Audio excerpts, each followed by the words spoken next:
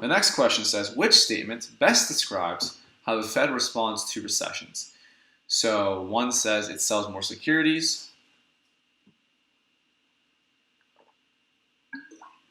2 says it charges banks more interest. 3 says it increases the money supply. 4 says it increases reserve requirements. And so, again, the Fed is interested in, shortening the length of recessions and getting to recovery or expansion more quickly. So it's going to do anything it can to counteract the effect of a recession. So one important way it's going to do that is to try and it's going to want to increase aggregate demand, right? A recession is often characterized by a fall in aggregate demand. So how can the Fed, through monetary policy, increase aggregate demand? And the thing that the Fed can affect that was most directly tied to aggregate demand is going to be to change the interest rate. So is it going to want to increase the interest rate or decrease the interest rate? And we talked about how a low interest rate stimulates investment spending, because a low interest rate means that people are going to be more willing to take out loans and spend that money either on consumption or spend that money on creating business or production. And so we would see that a lower interest rate is going to be the direction we want the interest rate to go in order to stimulate aggregate demand to respond to this recession. So the next question says, okay, we want to increase aggregate demand, which means we want to lower interest rate. Let me write this out for us so we can make sure we're on the same page. We want to increase aggregate demand, and to do that, we want to decrease interest rates, right? And so what's the next thing that we can do to decrease interest rates? And that's going to go back to the money supply graph. Just so I can get this a little bit more clearly drawn out.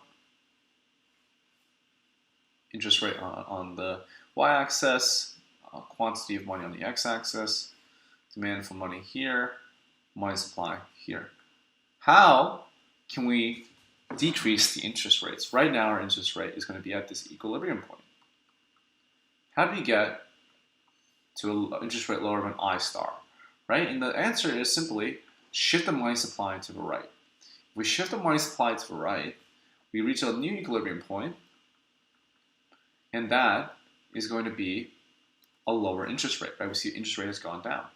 And so we know that the next step is actually going to be to increase the money supply.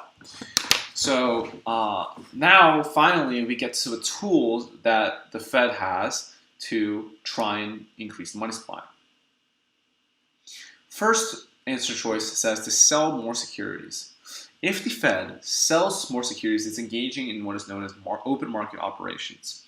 Selling securities is going to give or push securities onto the market, right? You're selling securities, people are buying your securities. You're giving people securities and you're taking money from them. And that's in effect decrease the money supply. You've put securities into circulation, you've taken money out of circulation. That's going to decrease the amount of money in circulation. So that is going to be counterproductive to what we want to accomplish here. So it's not going to be 1. 2 says that it charges banks more interest. And if you charge banks more interest, what is that going to do? It's going to decrease borrowing by banks, it's going to decrease the circulation of money through commercial banks, and that's also going to decrease the money supply. So it's not going to be 2 as well. 3 says to increase the money supply, and that's not a tool, that's just a result. But yeah, if we could increase the money supply, that would solve our problems, and so 3 seems to be a great answer. And finally, 4 says it increases reserve requirements. And if you're increasing reserve requirements, you're requiring banks, commercial banks, to hold more of their deposits in reserve and loan out less money. And that effect decreases the money multiplier and results in a decrease in the money supply.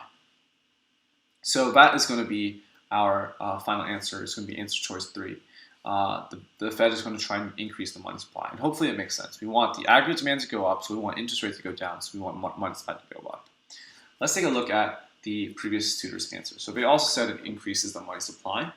And the previous tutor says, when an economy is undergoing a period of recession due to plummeting profitability of markets arising from low aggregate demand, the Federal Reserve attempts to enhance the spending capacity of consumers to increase aggregate demand and rescue the economy from recession. To increase the level of aggregate demand in the market, the Fed increases the money supply. Selling securities is a part of contractionary monetary policy targeted at reducing the amount of money held by consumers. Charging a higher rate of interest compromises the credit creation capacity of commercial banks that reduces the money supply in the market and decreases the level of aggregate demand.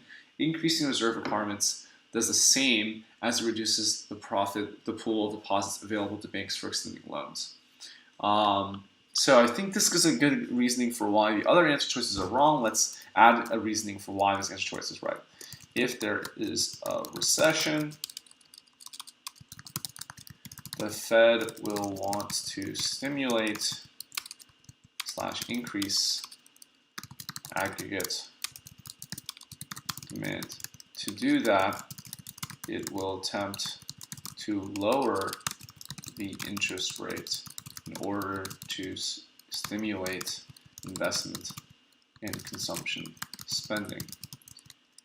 The Fed can accomplish this goal by increasing the money supply, which would result in a new equilibrium in the money market graph and a lower interest rate.